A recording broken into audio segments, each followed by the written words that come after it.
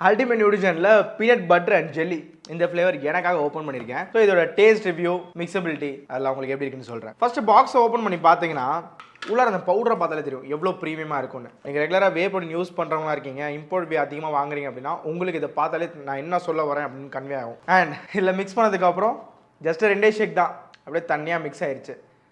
Taste எப்படி இருக்குன்னு taste பண்ணி உங்களுக்கு நான் சொல்கிறேன்.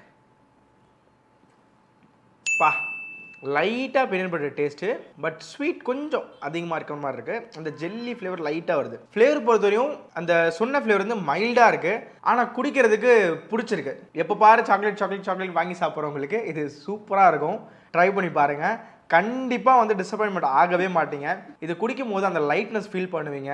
அந்த ரொம்ப அப்படியே இந்த மேக்ஸனோ மற்ற இந்த மாதிரி பிராண்ட்ஸ்லாம் நீங்கள் சாப்பிடும் போது குடிக்கும் போது ஒரு மாதிரி திம்முன்னு இருக்கும், ஒரு மாதிரி நெஞ்சுக்கிட்ட. அந்த மாதிரிலாம் இருக்கவே இருக்காது. நீங்கள் 2 ஸ்கூப் 3 ஸ்கூப் குடித்தாலும் லைட்டராக தான் ஃபீல் பண்ணுவீங்க, குடித்த மாதிரியே இருக்காது.